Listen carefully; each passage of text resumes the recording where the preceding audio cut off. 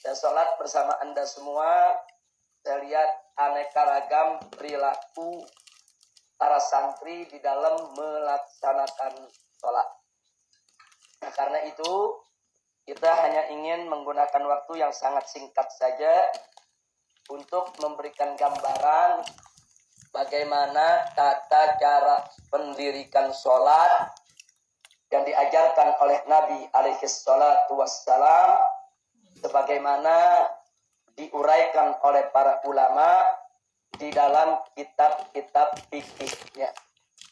Karena sholat ini penting. Sholat ini ruknun min arkanil Islam. Sholat ini merupakan salah satu rukun Islam. Dan sholat ini merupakan imaduddin. Sholat ini merupakan tiangnya agama. Jadi jangan sekali-kali kita permainkan kita punya sholat, atau kita melakukan sholat tidak sesuai aturannya. Dan yang akan saya sampaikan di sini adalah bagaimana yang muktamad khususnya dalam mazhab al-Imam Asy-Syafi'i radhiyallahu taala anhu. Nah, karena itu perhatikan sekali lagi semua, kalau kita bicara tentang sholat, tentu sholat ada rukunnya, sholat ada sunnah ab'adnya, dan sholat ada sunnah hay'ahnya. Nah, kalau kita bicara tentang rukun, tentu boleh tidak rukun itu harus kita kerjakan. Jadi kalau kita sholat meninggalkan rukun, maka sholat kita tidak sah. Dan kalau kita masih ada di dalam sholat, belum selesai, kemudian kita menyadari ada rukun yang tertinggal, maka rukun yang tertinggal itu tetap harus kita kejar. Tidak bisa diganti dengan sujud sahwi. Contoh, begitu kita sholat di tahiyat yang terakhir, kemudian kita teringat, yakin bahwa tadi di rakaat kedua kita tidak baca suratul Fatihah, tapi kita langsung membaca surat. Maka sebelum kita salam, kita masih ada dalam sholat kita, maka rakaat kedua kita tidak sah. Lalu bagaimana solusinya? Kita berdiri, berarti kalau rakaat kedua dihitung tidak sah, kita baru berapa rakaat sholat? Baru 3. Kalau rakaat kedua kita katakan kita sholat isya yang 4 rakaat. Begitu kita tahiyat terakhir, ingat rakaat kedua ini kita tidak baca suratul Fatihah, maka rakaat kedua kita dianggap tidak sah, berarti kita baru sholat 3 rakaat. Maka kita ganti, kita harus segera berdiri untuk menambah 1 rakaat lagi. Nggak bisa diganti dengan sujud sahwi. Oh, tadi saya lupa tuh, nggak baca Fatihah. Udah, nanti saya sujud sahwi sebelum salam. Nggak bisa. Kalau rukun nggak bisa. Rukun harus dibayar dulu, baru nanti ditambah dengan sujud sahwi. Itu rukun. Nah, kalau sunnah ab'ad, seperti apa sunnah ab'ad? Sunnah ab'ad seperti tahiyat yang pertama, itu sunnah ab'ad. Nah, seperti lagi membaca kunut dalam sholat subuh, itu sunnah ab'ad. Nah, kalau kita terlupa dari sunnah ab'ad, tidak usah dikejar. Oh, tadi lupa rakaat kedua kita tidak tahiyat yang pertama, apa-apa, sholat kita tetap sah. Tapi nanti sebelum kita salam, kita sujud sahwi. Jadi kalau sunnah ab'ad nggak usah dikejar. Begitu juga kunut. Oh, tadi lupa saya nggak kunut barusan. Nah, kita sudah sujud atau sudah duduk, nggak usah dikejar lagi. Tinggalkan saja kalau sudah terlanjur ditinggal. Kalau sudah terlanjur kita lupa, tinggalkan saja. Tapi nanti sebelum kita salam, kita melakukan sujud sahwi. Jadi beda tuh, ada rukun, ada sunnah ab'ad. Nah, sedangkan sunnah hay'ah, andai kata kita terlupa, nah kita tidak merusak kita punya sholat, dan tidak juga perlu diganti dengan sujud sahwi. Artinya kalau kita sudah tinggalkan itu yang namanya sunnah hay'ah, kita tidak mendapatkan fadilahnya, tapi tidak merusak sholat kita. Sunnah hay'at banyak sekali. Nah, sunnah hay'at ini dalam sholat banyak sekali. Nah, seperti apa? Seperti takbir yang kita lakukan dalam sholat, kecuali takbiratul ihram. Nah, seperti juga zikir-zikir yang kita baca dalam ruku, dalam sujud. Nah, itu semua merupakan sunnah hayat. Yang andai kata kita lupa, kita tidak baca, nah itu tidak merusak sholat kita dan tidak perlu diganti dengan sujud sahwi. Nah, jadi saya tidak ingin membahas panjang lebar tentang apa itu rukun sholat, apa itu sunnah hayat, apa itu sunnah ab'ad. Akan terlalu panjang. Langsung saja kita kepada al-fiqhut tatbiqi. Kita langsung kepada fikih praktek sehari-hari. Jadi saya ambil yang penting-penting saja. Perhatikan. Jadi kalau kita hendak melaksanakan sholat, kita harus sepenuhnya melakukan takbiratul ihram itu menghadap ke kiblat. Kalau ada yang melakukan takbiratul ihram, sebagiannya tidak menghadap ke kiblat, maka takbiratul ihramnya tidak sah dan sholatnya tidak sah. Saya kasih contoh. Imam mau sholat menghadap ke kiblat. Kemudian dia merapikan shaf. Tahu sufu. Tahu wa'tadil. Ayo luruskan. Tahu-tahu imam belum menghadap ke kiblat, udah takbiratul ihram. Allahu Akbar. Saya mau tanya, ada nggak bagian takbiratul ihram yang dia nggak menghadap ke kiblat? Tidak sah. Kalau mau takbiratul ihram sepenuhnya seluruh badan kita menghadap ke kiblat. Jadi sebelum badan kita menghadap kiblat, tidak ada takbiratul ihram. Baik. Nah, rukun sholat yang terpenting dan pertama adalah niat. Niat yang ditancapkan dalam hati kita tatkala kita melakukan takbiratul ihram. Jadi waktu Anda mengatakan usolli fardul isya'i arba raka'atin mustaqbilal kiblati adaan ma'muman lillahi ta'ala. Saat Anda mengucapkan niat tadi, Anda belum niat. At-talaffuz bin niyah dan Syafi'i melafazkan niat dalam mazhab Syafi'i hukumnya mustahab. Disukai dan dianjurkan. Kenapa? Limusa'adatil qalbi ala tathbitin niyah. Untuk membantu hati dalam menancapkan niat. Artinya niat itu di hati, bukan di mulut. Niat itu adanya di dalam hati kita, bukan di mulut. Yang kita ucapkan saat kita talaffuz bin niyah, itu kita belum masuk ke dalam niat. Belum. Kapan kita masuk ke dalam niat? Begitu kita baca Allahu Akbar. Itu dari mulai huruf alif. Allahu Akbar. Dari mulai alif sampai huruf ro. Allahu Akbar. Masa waktu kita baca Allahu Akbar dari alif sampai huruf ro, itulah masa untuk kita menancapkan niat di dalam hati. Nah, cara nancapin niatnya apa? Jangan Anda rancu. Jangan lagi Allah. Begitu kita baca Allahu Akbar, hati kita sibuk usolli fardhu maghrib salah rakaat. Enggak begitu, Saudara. Bukan itu maksudnya. Tapi begitu kita baca Allahu Akbar, kita melakukan istihdaril qalb bis shalah. Kita menghadirkan hati kita di dalam sholat. Hati kita, akal pikiran kita hadirkan, kita sadarkan, kita insafi bahwa kita masuk dalam sholat. Itu namanya penancapan niat. Minimal dalam penancapan niat ada 3 unsur yang kita mesti ingat. Pertama, penancapan ikrar bahwa kita akan melaksanakan sholat. Kalau dalam bahasa Arabnya usolli. Yang kedua, menyebut jenis sholatnya, fardu atau sunnah. Yang ketiga, menyebut nama sholatnya. Ini 3 yang penting.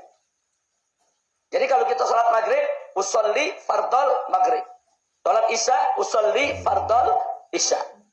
Kalau kita sholat subuh, usolli fardos subhi. Kalau kita sholat sunnah, usolli sunnatal witri. Jadi sebut usollinya, sebut jenisnya, sebut nama sholatnya. Hanya ini 3 syarat. 3 syarat yang harus ada dalam penancapan niat. Jadi nggak usah repot-repot pakai mustaqbilal kiblati, arba'a raka'atin dan seterusnya. Enggak, fokus saja. Begitu kita baca usolli fardhul maghribi tarata raka'atin mustaqbilal kiblati adaan ma'muman lillahi ta'ala.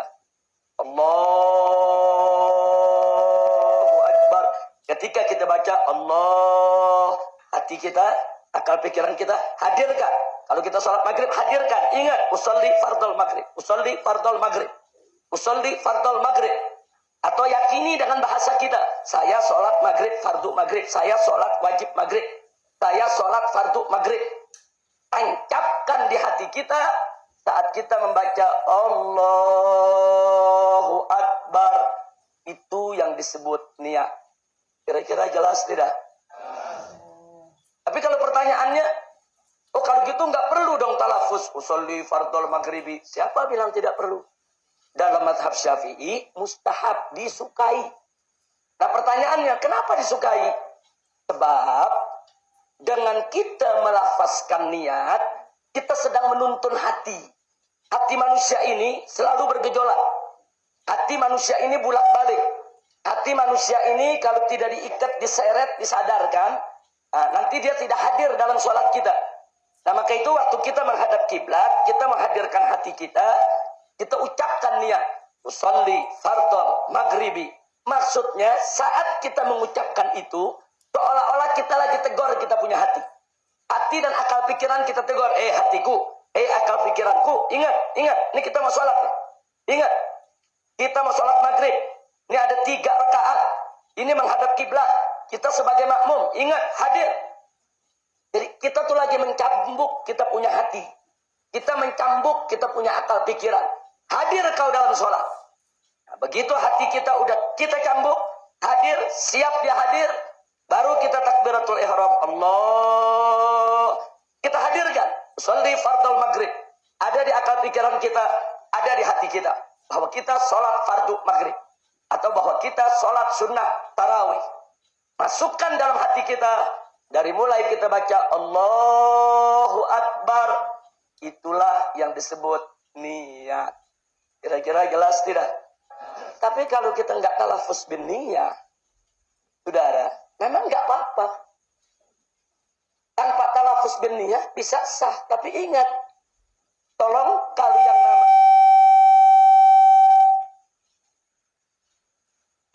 yang namanya kita menghadirkan hati untuk menancapkan niat, itu tidak ada perbedaan pendapat di antara semua ulama dan semua madhab. Wajib an-niyah mahallun niyah fil qalb. Tempatnya niat ada di hati. Sama dengan tadi kita niat nawaitu sauma ghadin an ada'i fardhi syahri ramadan hadhihi sanati lillahi ta'ala. Bukan di mulut aja, tancepin di hati. Hadirkan hati kita, hati, akal pikiran, tancepin niat. Besok kita puasa. Nah, kalau dalam puasa kita niatnya waktunya leluasa, luas. Saudara, sepanjang malam. Tapi kalau sholat enggak.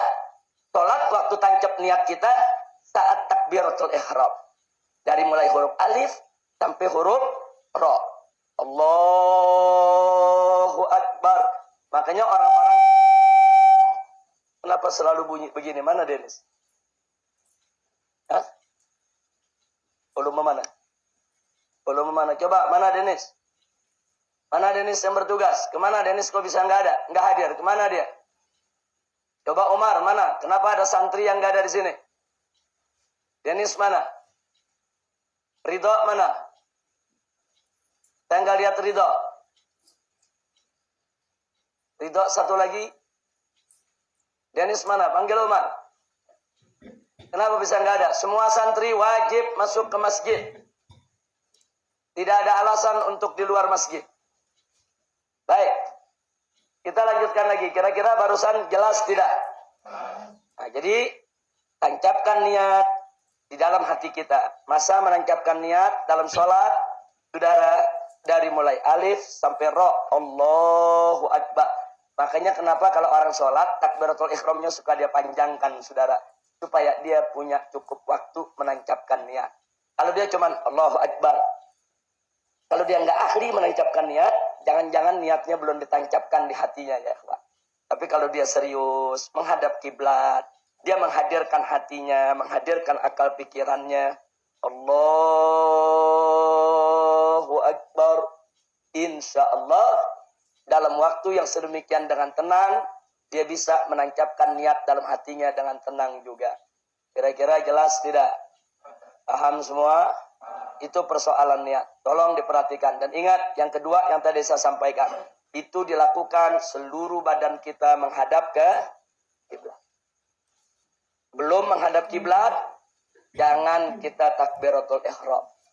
Yang berikutnya, perhatikan baik-baik. Masih kita bicara soal takbiratul ihram. Waktu kita berdiri mau sholat, kaki jangan terlalu direnggangkan. Enggak, dalam mazhab Syafi'i enggak ada ajaran begini, saudara. Dan kaki juga jangan terlalu rapatkan. Tapi biasa saja, diri normal. Diri normal seperti ini menghadap ke kiblat. Nah, kalau kita sholat berjamaah, yang diluruskan itu bukan ujung jari. Yang diluruskan itu adalah tumit. Kalau tumit Anda ada di garis belakang, ini soft ini sudah dibuat garisnya nih. Kalau tumit Anda ada di belakang, perkis seperti ini, maka soft pasti akan lurus. Nah, kalau pertanyaannya, kenapa tumit ukurannya? Kenapa bukan ujung jari? Sebab panjang kaki orang berbeda-beda. Yang anak kecil, yang orang dewasa, yang kurus, yang tinggi, yang pendek, yang gemuk, beda panjangnya. Dia punya kaki. Jadi kalau ujung jari yang kita pakai tidak akan lurus. Tapi kalau tumit yang kita pakai lurus. Karena tumit umumnya sama jarak tumit. Makanya tumit yang dipakai ukuran bukan ujung jari. Jadi mau anak kecil, mau orang dewasa, lihat tumit. Tumit taruh di garis. Biasakan. Ukuran kita tumit. Kalau kebetulan karpetnya ada garisnya enak. Kalau karpet lagi nggak ada garis, lihat aja tumit kita. Kita lihat tumit kita. Kanan, kiri, sudah lurus tumitnya, insya Allah softnya akan rata. Baik, yang berikutnya. Saat kita takbiratul ihram, perhatikan tangan. Allah. Perhatikan tangan. Tangan ini tidak terlalu dibuka begini. Tidak begini. Tangan juga tidak terlalu rapat begini. Tapi tangan biasa, normal. Dan posisi tangan ini, kita punya ujung jari jempol kita sejajar dengan bawah telinga kita. Allahu Akbar. Jadi tidak begini, tidak begini. Jadi nggak ada tuh, udah lebar, Allah. Nah, dalam mazhab kita nggak ada, saudara. Kira-kira jelas tidak? Jadi normal aja begini. Nah, ke depan menghadap begini, ini tangan dibuka. Tidak dirapatkan, tidak terlalu dilebarkan. Biasa. Ini telapak madhab ke kiblat. Bukan begini. Tidak Allahu Akbar. Enggak begini. Begini. Loh, kenapa takbiratul ihram itu begini? Saudara, kita sedang sholat saat kita takbiratul ihram, itu kita menyerahkan diri kepada Allah. Kita memasrahkan diri kepada Allah. Saya mau tanya semua sekarang, Anda kalau di medan tempur, ada sekelompok orang menyerah kepada orang lain, bagaimana posisi tangan menyerah? Coba saya tanya, gimana nyerah? Nyerah, sudah. Emang ada nyerah begini? Nggak ada nyerah begitu, saudara. Nggak ada. Nyerah bagaimana? Begini, saudara, di mana-mana. Jadi saat kita sholat, Allahu Akbar, kita menyerahkan diri kepada Allah. Kita punya diri, kita punya jiwa, kita punya badan, semua urusan kita pasrahkan kepada Allah. Makanya ini menghadap ke kiblat, serahkan diri kita kepada Allah. Sampai di sini jelas tidak? Ini untuk laki-laki. Ini untuk laki-laki. Ini sayap dibuka. Ini laki-laki sayap dibuka. Tapi kalau untuk perempuan, sayapnya ditutup. Ini takbiratul ihramnya perempuan. Allah. Lihat, ini ketiak nggak dibuka. ditutup. Allahu Akbar, itu perempuan. Kalau laki dibuka. Tapi bukanya kok buka normal saja, paham normal tidak? Normal. Mazhab Syafi'i ini nggak ada yang aneh-aneh, sudah. Normal aja, normal. Allahu Akbar. Kira-kira jelas tidak? Baik, sekarang posisi jari tangan, perhatikan. Perhatikan posisi tangan. Begitu kita sedekap ini perhatikan. Jari telunjuk kita luruskan di sini. Jempol ada di atas pergelangan. Jempol di atas pergelangan. Telunjuk lurus. 3 jari melingkar di bawah pergelangan. Seperti ini. Perhatikan ini. Perhatikan ini tangan begini. Jempol, ini 3 jari. Ini telunjuk lurus. Seperti ini. Jadi kenapa dalam mazhab Syafi'i kita diajarkan sedekap seperti ini? Untuk menjamin tangan kita tidak banyak melakukan gerakan. Kalau dalam mazhab Maliki, mereka lurus. Dalam mazhab Ja'fari juga mereka lurus, tidak sedekap. Tapi dalam mazhab Syafi'i, sedekap. Nah, untuk menjamin tangan ini tidak bergerak kemana-mana, telunjuk diluruskan, jempol ada di atas pergelangan, 3 jari di bawah. Seperti ini. Dan posisi tangan tidak di bawah pusar, tidak di atas dada. Tidak juga pas di pusar, tapi letakkan di atas pusar. Ini namanya bagian diafragma ini. Jadi antara pusar dan dada, seperti ini. Walaupun ada sebagian yang dia suka dimiringkan begini. Jangan kaget. Dulu para sahabat memang banyak yang sholat begini. Kenapa? Di pinggangnya ada pedang. Nah, jadi kalau umpamanya terjadi sesuatu dalam kondisi perang dan lain sebagainya, mereka tinggal cabut ini pedangnya. Nah, jadi tapi ini kita tidak bicara kondisi itu, kita bicara sekarang kondisi dalam mazhabul Imam Syafi'i radhiyallahu taala anhu, yang afdal itu tangan sedekap di atas pusar seperti ini. Jadi kalau posisi kita seperti ini, posisinya biasa. Tidak begini. Tidak juga begini. Nggak megangin perut nih. Nah, tapi seperti ini. Sampai di sini jelas? Sampai di sini jelas? Baik. Kita lanjutkan. Begitu kita selesai takbiratul ihram, posisi tangan di sini sebagaimana biasa, kita baca doa iftitah, kita baca isti'adzah, kita baca suratul Fatihah, dan kita baca surat. Tapi sebelum saya lanjutkan, saya kembali sejenak kepada niat. Niat, kalau kita sholat sendiri, itu syarat penangkapannya cuma 3. Usolli, kita pengen sholat, fardu atau sunnah disebut, terus nama sholat. Tapi kalau kita sholat berjamaah, untuk makmum wajib ditambahkan makmuman. Untuk makmum wajib ditambahkan makmuman. Jadi hadirkan hati kita. Usolli fardal maghribi makmuman. Makmuman. Itu wajib dihadirkan dalam hati kita. Baik. Kita lanjutkan. Yang tadi. Selesai kita baca surat. Kalau baca surat, perhatikan.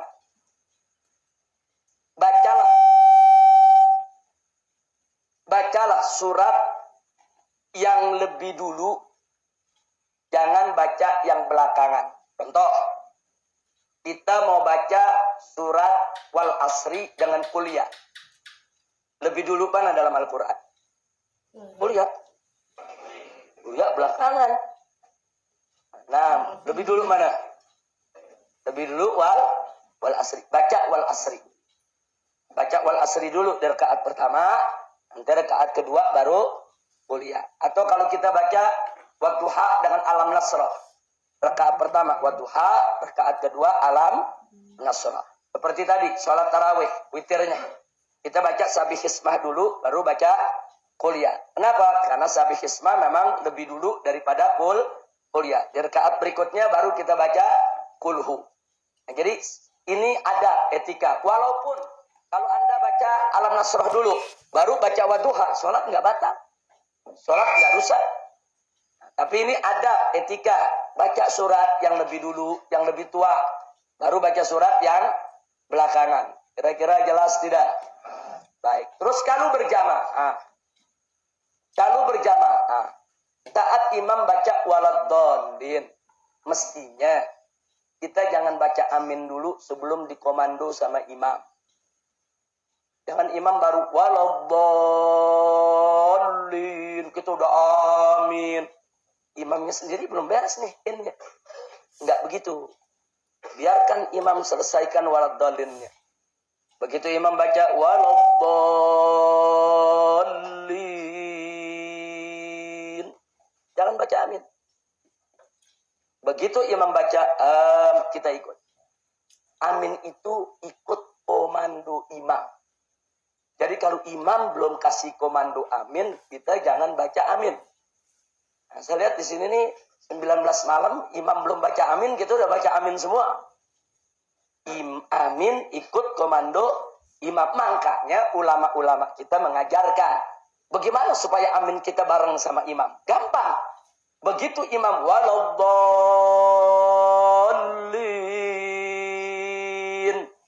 baca Rabbighfirli walidayya, baru kita baca amin. Loh, kenapa begitu? Sebab imam habis baca waladdallin. Coba saya mau semuanya baca waladdallin. Ayo rame-rame. Waladdallin. Napas habis gak? Habis gak? Kalau napas habis, mau baca amin, dia tarik napas gak? Aku walaupun sendiri juga baca, Pak. Nah, sementara imam tarik napas untuk baca amin, kita baca Rabbighfirli walidayya. Jadi berikan kesempatan kepada imam untuk tarik nafas dalam rangka membaca amin. Saya yakin kalau imam dikasih kesempatan waladdallin tarik nafas, imam baca amin, Anda sudah selesai baca Rabbighfirli walidayya. Bisa dipraktekkan? Ayo kita coba. Waladdallin.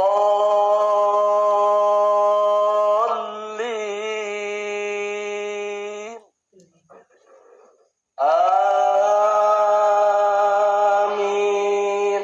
Saya imam lagi tarik nafas, Anda baca Rabbighfirli walidayya, kira-kira aminnya bareng tidak? Tertib semacam ini perlu dijaga sebab ada hadis dari Nabi bahwa manakala aminnya kita dengan imam bebarengan dengan aminnya para malaikat, saudara, maka hajat kita digobulkan, dosa kita diampuni. Jadi amin ada aturannya. Sampai di situ jelas? Baik, langsung saja. Kita tidak mau panjang-panjang bertele-tele lagi, udah selesai. Maka begitu kita masuk selesai daripada baca surat, sekarang kita ingin ruku. Ruku perhatikan. Jadi ruku itu pada saat ruku kita angkat tangan kita. Allahu Akbar. Tangan ini disunnahkan untuk diangkat. Seperti kita takbiratul ihram. Allahu Akbar. Minimal ruku. Telapak tangan kita menyentuh lutut. Minimal ruku. Jadi kalau ada orang rukunya begini, ini tangan sampai gak ke lutut? Ini belum sah. Minimal ruku, tangan sampai ke lutut. Walaupun ini punggung ini belum lurus nih, tapi tangan udah sampai ke lutut, ini udah sah. Lebih sempurna kalau dia luruskan. Ini rukunya laki-laki. Rukunya perempuan, tangan ke dalam. Ini rukunya perempuan, ini rukunya laki-laki. Laki sayapnya dibuka, perempuan sayapnya ditutup. Sampai di situ jelas? Minimal ruku sekedar membaca 1 kali tasbih. Subhanallah. Waktunya maksudnya. Jadi kalau dia ruku, begitu dia Allahu Akbar, waktunya cukup. Subhanallah. Sami Allahu liman hamidah. Cukup dia punya waktu baca subhanallah, dia sudah mendapatkan tumaknina. Tapi kalau baca subhanallah aja nggak cukup, berarti dia belum dapat tumaknina. Yang nggak dapat tumaknina, rukunya tidak sah. Kira-kira jelas tidak? Nah, Nah, tapi yang bagus jangan cuma subhanallah. Yang bagus subhana rabbiyal azimi wa bihamdi. Lebih bagus lagi kalau 3 kali dibaca, minimal 1 kali. Tapi lebih bagus lagi kalau 3 kali. Nah, kira-kira jelas tidak? Tapi kalau dibaca paling sedikit berapa sih ruku? Ya paling sedikit subhanallah. Cukup baca subhanallah, tumaknina rukunya dia dapatkan. Tapi kalau sholat jangan berhitungan sama Allah, jangan pelit. Cuman subhanallah tuh pelit bener. Nah, minimal kita baca subhana rabbiyal azimi wa bihamdi. Walaupun cuman sekali. Yang afdal 3 kali. Kira-kira jelas tidak? Paham? Nah, baik, sekarang kita bangkit. Waktu kita bangkit, Sami Allahu liman hamidah. Tangan diangkat lagi. Seperti kita takbiratul ihram. Sama, laki sayapnya dibuka, perempuan sayapnya ditutup. Sami Allahu liman hamidah. Posisi tangan perhatikan. Bagi orang yang bisa mengendalikan tangannya, luruskan saja. Tidak usah sedekap. Tapi bagi orang yang tidak bisa mengendalikan tangannya, lebih baik dia sedekap lagi. Jadi jangan kaget ada yang sholat begitu sami Allahu liman hamidah, ada yang sedekap lagi. Kenapa? Dia mau jaga supaya tangannya nggak bergerak. Sebab ada orang begini. Sami Allahu liman hamidah. Ada yang begini. Ini bisa membatalkan sholat. Dia bergerak nih begini. Jadi kalau dia nggak bisa kendalikan tangan, ini namanya dia nggak bisa kendalikan tangannya. Kalau dia nggak bisa kendalikan tangan, apalagi sudah jadi kebiasaan dia, mungkin dari kecil dia emang demen begini, saudara sampai gede nggak hilang-hilang. Nah, jadi kalau memang dia nggak bisa kendalikan tangannya, langsung saja.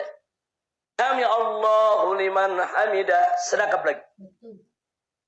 Tapi kalau bisa kendalikan tangan, bagusnya tidak sedekap. Jadi perhatikan. Sami Allahu liman hamidah. Dan saat kita iktidal pun tetap harus ada tumakninah. Minimal Rabbana walakal hamd. Baca Rabbana walakal hamd.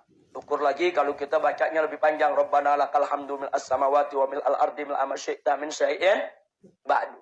Lebih bagus kalau kita baca lengkap. Tapi kalau kita membaca singkat Rabbana walakal hamd, boleh. Sampai di sini jelas? Jelas? Baik, sekarang sujud. Perhatikan. Begitu kita sujud, habis sami Allahu liman hamidah. Waktu kita sujud, enggak perlu angkat tangan lagi. Kadang-kadang ada yang angkat tangan untuk melakukan sujud. Enggak usah. Jadi saudara, sami Allahu liman hamidah, Rabbana walakal hamd. Langsung kita sujud. Sujud yang turun pertama kali adalah dengkul. Yang turun pertama kali dengkul. Setelah itu tangan. Kedua baru jidat kita. Nah, jadi perhatikan cara turunnya dulu. Turunkan dulu dengkul kita. Kedua tangan kita. Kemudian kita sujud. Dan ada beberapa hal yang perlu diperhatikan. Posisi kaki. Posisi jari jemari. Jangan begini. Tapi dia berdiri. Saya ingin tunjukkan posisi ini. Jangan begini. Tidak sah yang begini. Jangan begini. Jangan juga begini. Berdiri. Kira-kira jelas tidak? Berdiri begini. Jangan begini. Jangan main-main kalau lagi ruku. Jangan ntar begini, begini. Jangan. Ini seperti ini. Sempurna. Jangan ditekuk ke depan. Jangan juga begini. Tapi berdiri. Walaupun yang berdiri ini cuma jempol. Dengan jari di sebelahnya. Dengan jari di tengah. Kelingking tidak nempel. Tidak apa. Yang penting ujung jari jemari. Ini bagian dari sujud kita. Kira-kira jelas tidak? Baik. Sujud laki dan sujud perempuan. Perhatikan. Sujud laki agak ke depan. Terbuka. Sujud perempuan agak ke dalam. Ini sujud perempuan. Agak ke dalam. Sujud laki agak ke depan. Sampai di sini jelas? Posisi tangan sama seperti tadi. Ini tangan jangan terlalu lebar. Jangan terlalu rapat. Tangan dibuka menghadap ke kiblat. Jari jempol sejajar dengan telinga. Jadi tidak begini, tidak begini. Enggak begini. Kira-kira jelas tidak? Ini pelajaran sholat penting. Kira-kira jelas tidak?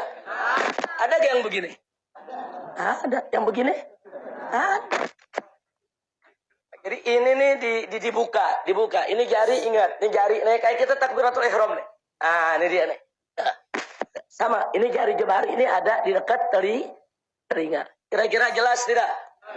Paham? Baik. Posisi jidat. Yang paling afdol saat jidat kita menyentuh tempat sujud, hidung kita juga nyentuh lantai. Tapi kalau hidung nggak nyentuh, jidat aja yang nyentuh, sah. Sebab yang anggota sujud itu bukan hidung, tapi jabah. Jidat. Baik. Membawa sorban. Perhatikan. Ini kadang-kadang santri keren pakai sorban. Cuman gara-gara sorban, sholatnya pada nggak sah tiap hari. Hati-hati. Hati-hati. Kalau kita sujud pakai sorban. Allahu Akbar. Ini di depan kita nih. Sorban. Sujud di atas sorban. Tidak sah. Ini Piki kemari. Sujud begini. Tidak sah. Kira-kira jelas tidak? Tapi kalau Piki ini jatuh, sujud di atas Piki, sah. Sah. Ini jatuh, sujud di atas sorban, sah. Tapi kalau sorban ini sedang kita pakai begini, sorban di depan kita, terus sujud di atas sorban, tidak sah. Nah, kalau Anda lagi sujud, tahu nggak sengaja ini begini, Anda udah sujud begini, turunkan aja ini. Ini turunkan, selesai. Sholat Anda sah. Paham? Jadi jangan mentang-mentang pakai sorban, ada yang sujud kadang-kadang di atas sorban. Tidak sah. Sebab kalau Anda sujud di atas sorban, sorban yang sedang Anda pakai, berarti Anda sujud di atas pakaian yang sedang Anda gunakan. Tidak boleh. Kira-kira jelas tidak? Nah, makanya sekarang, bagaimana kalau orang rambutnya panjang nutup semua ini? Dia sujud. Tidak ada bagian jabahnya yang menempel di lantai. Ketutup rambut. Tidak sah. Ini jabah mesti nempel. Nah, nempelnya pun harus ada beban. Contohnya beban, andai kata. Ini tempat sujud saya tepung atau bedak. Andai kata bedak. Kalau saya sujud, saya angkat. Ngejiplak, ada tanda sujud. Itu berarti saya sujud dengan beban. Ada orang sayang menjambulnya. Dia sujud, hati-hati, saudara. Cuma nempel gitu. Ada yang begitu. Andai kata ada bedak, nggak ada tanda sujud. Tidak sah. Sujud itu bukan sekedar nempel, tapi ada beban. Nah, jadi kalau dalam kitab fikih diumpamakan andai kata ada tepung, tepung itu ada bekas cap jidat kita. Kira-kira jelas tidak? Paham? Nah, jadi sujud ada tata caranya. Jangan sembarangan kita sujud. Posisi kaki jari lihat, posisi tangan lihat, posisi jidat lihat. Nah, ini yang penting. Termasuk perempuan yang pakai apa?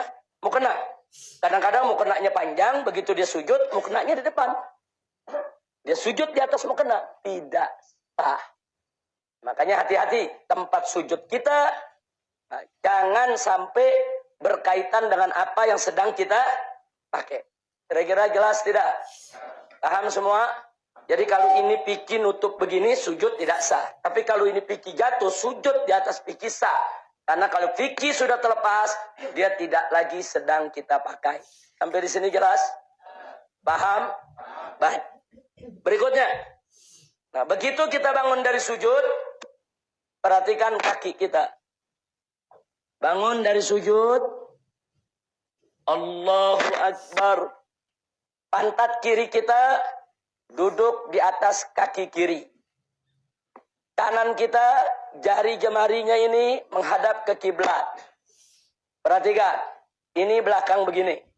Ini namanya duduk apa nih? Ini namanya duduk apa? Iftirash. Ini duduk iftirash. Jadi tidak begini duduknya. Tidak juga begini. Kecuali bagi yang berhalangan. Yang sakit, yang badannya kegemukan, yang ada asam uratnya. Dia nggak bisa duduk dengan sempurna. Itu lain masalah. Tapi kalau kita lagi sehat, walafiat, duduk yang sempurna. Duduk di atas betis kiri nih. Ini telapak kaki kiri nih. Ini pantat kita duduk di kaki kiri nih.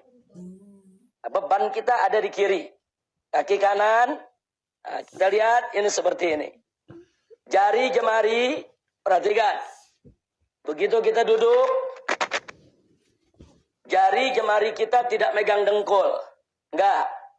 Jari jemari kita di atas paha, bukan megang dengkul. Di atas paha, jangan dibuka lebar. Jangan dibuka lebar, tidak mesti terlalu rapat, biasa saja. Jari jemari kita menghadap kiblat. Tanah kiblat, semua menghadap kiblat, kita punya jari.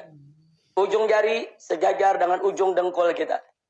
Jadi bukan di atas dengkul, tapi di atas paha ujung ini. Seperti ini. Nah, jadi ini kaki kita seperti ini, belakangnya, depannya seperti ini. Sampai di sini jelas tidak? Kemudian kita sujud, sama seperti itu. Nah, setelah sujud, kita akan berdiri. Nah, dalam mazhab Syafi'i, saat kita mau diri, ada sunnah untuk kita, yaitu duduk sejenak istirahat. Jadi nggak langsung berdiri. Nah, duduk sejenak istirahat baru berdiri. Tapi kalau mau langsung diri pun tidak apa-apa. Ingat, begitu berdiri tidak perlu angkat tangan lagi. Ini jamaah di sini masih banyak yang angkat tangan. Nah, masuk rakaat kedua, Allahu Akbar. Enggak. Angkat tangan ini waktu takbiratul ihram, angkat tangan. Waktu kita bangun dari sujud yang pertama atau sujud yang ketiga, tidak angkat tangan. Angkat tangannya waktu kita bangun dari tahiyat yang pertama. Kalau kita sholat maghrib 2 rakaat, ada tahiyat. Nah, dari tahiyat, nah begitu kita tahiyat, kan kita berdiri.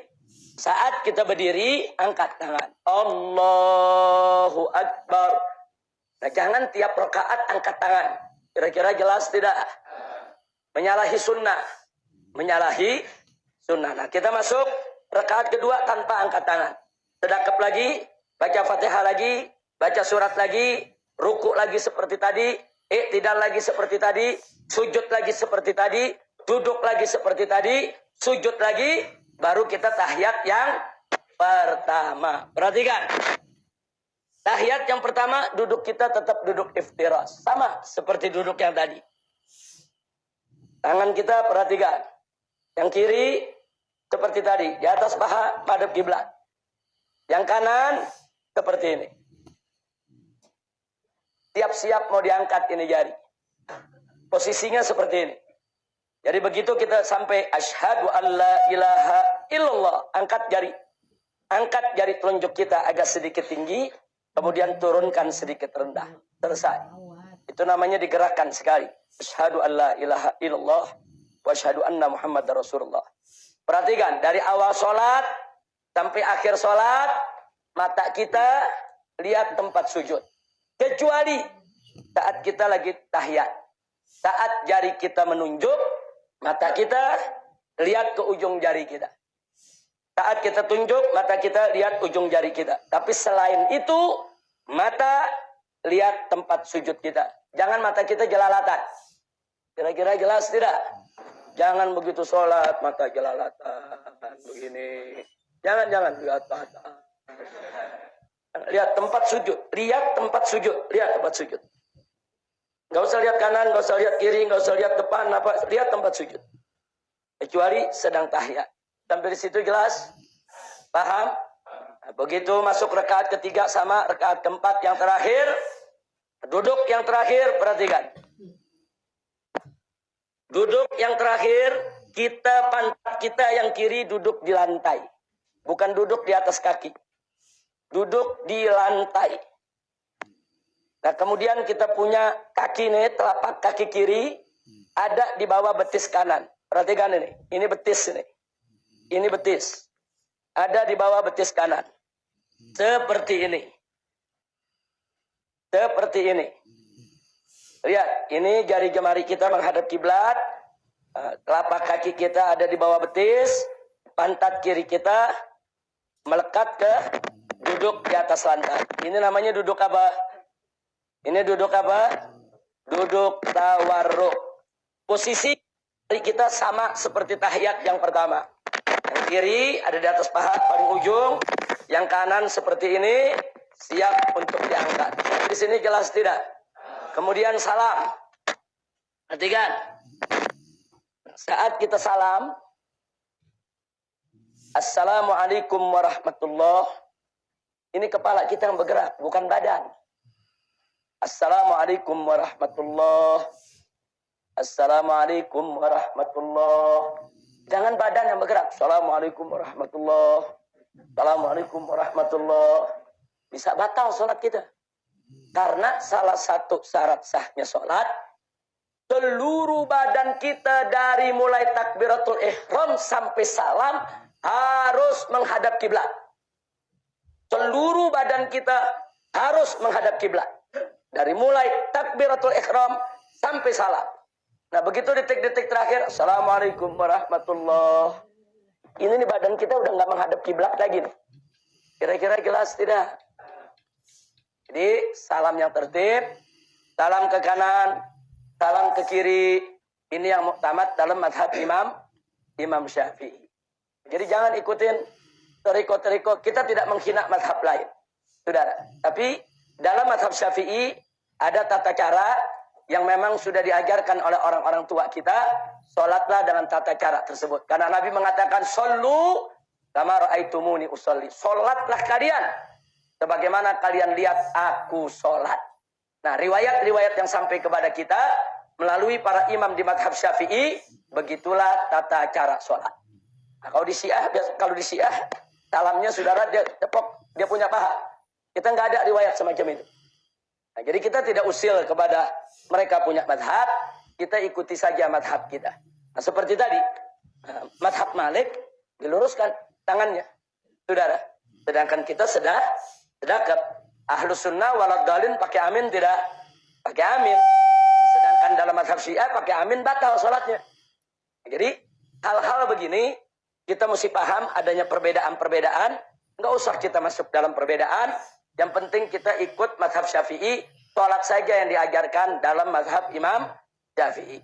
Dalam mazhab lain, saudara, ada saatnya kita pelajari, ada saatnya kita kenal untuk muqaranah, untuk sekedar tahu. Jangan sampai kita saling mengkafirkan hanya karena beberapa perbedaan di antara kita dengan mazhab yang lain. Sampai di sini jelas tidak?